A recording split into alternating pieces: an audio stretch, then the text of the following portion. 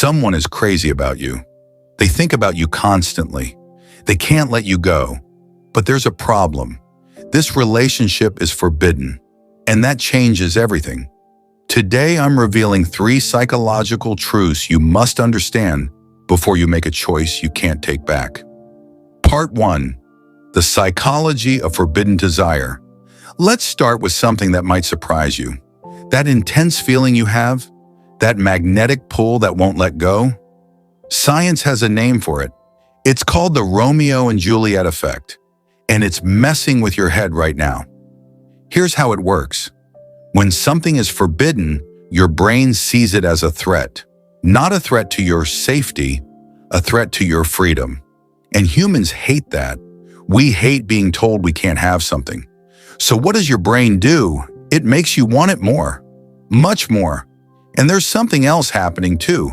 Every time you think about this person, your brain releases dopamine. That's the chemical that makes you feel alive, excited, electric. But here's the trick. The obstacles, they actually boost that dopamine.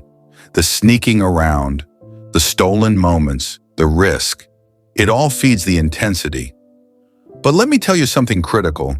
Intensity is not the same as compatibility. Just because something feels powerful doesn't mean it's right. Your brain can't tell the difference. To your brain, forbidden equals valuable. And that person who's crazy about you, their brain is doing the exact same thing. Think about it this way. If there were no barriers, would this connection feel the same? Or is the wall between you creating an illusion, making something seem more special than it actually is? This is the first thing you must understand. The fire you're feeling. It might not be about them at all. It might just be your brain responding to the word no, and that changes everything. Part 2. The 3 things you must understand. Thing number 1, you're not in love with them. You're in love with the fantasy. Here's what's really happening. When a relationship is forbidden, you never get to see the real person. You don't see them stressed about bills. You don't see how they handle conflict. You don't experience a boring Tuesday night where nothing exciting happens. Instead, every interaction is charged.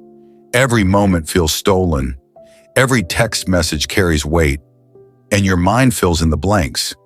You imagine how perfect things would be if only the barriers weren't there.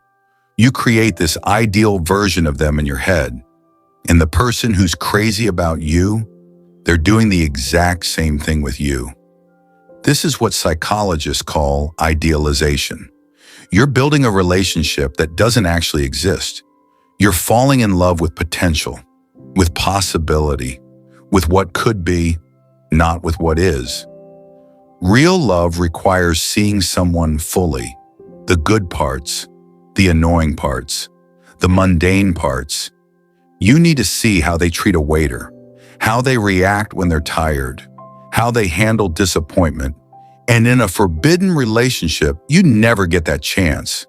You're both in love with ghosts of each other, perfect versions that can't disappoint you because they're not real. Thing number 2, there's always a reason it's forbidden, and that reason matters. Now let's talk about the elephant in the room. Why is this relationship off limits? Because that reason matters more than you think. Maybe there's an age gap or a power dynamic. Maybe one of you is already committed to someone else.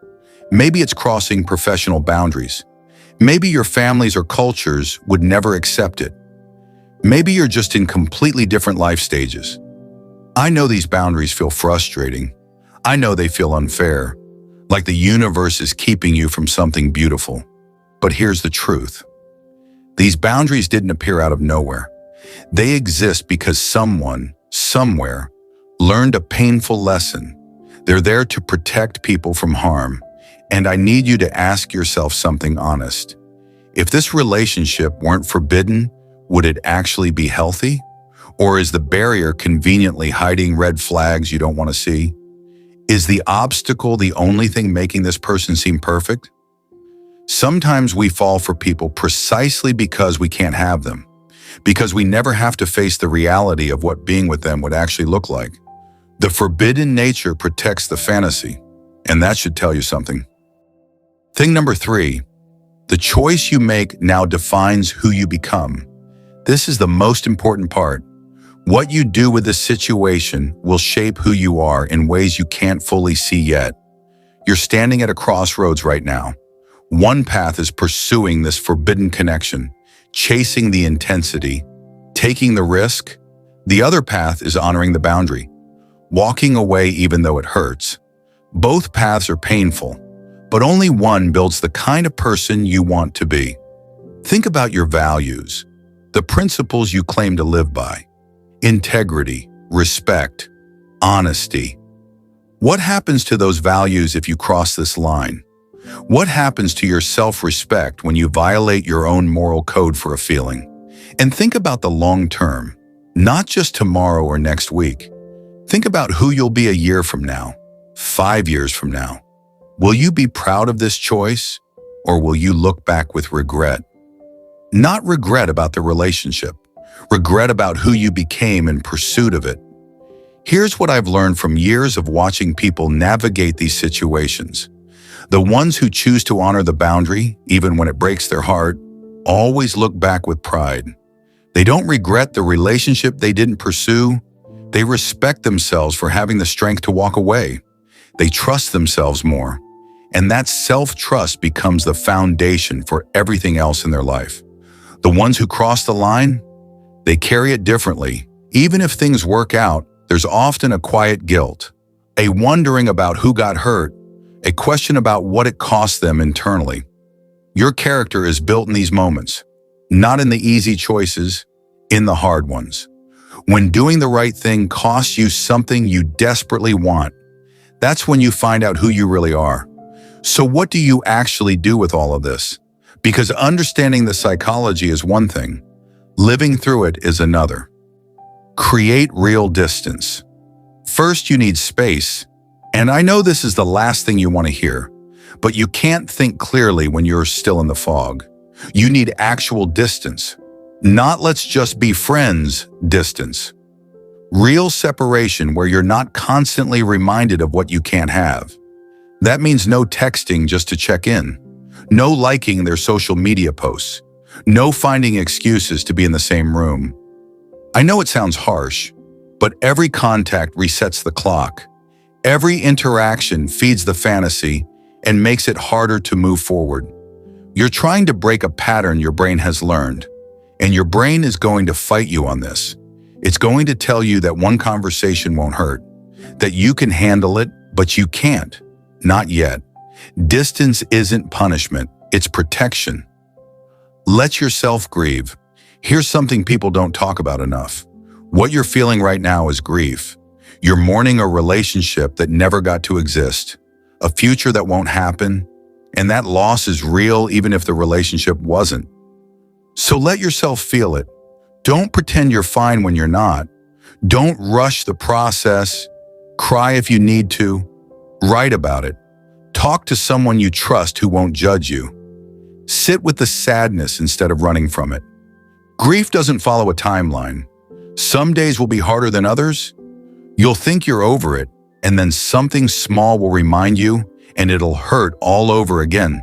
That's normal. That's how healing works. It's not linear. It's messy, and that's okay. Redirect your energy. All that intensity you're feeling, that passion, that energy, it doesn't just disappear, and you get to choose where it goes next. You can let it turn into bitterness and resentment. You can let it make you cynical about love, or you can channel it into something that actually builds your life, your goals, your growth, your creativity, the relationships that are actually available to you. This is your chance to pour all that feeling into becoming someone you're proud of.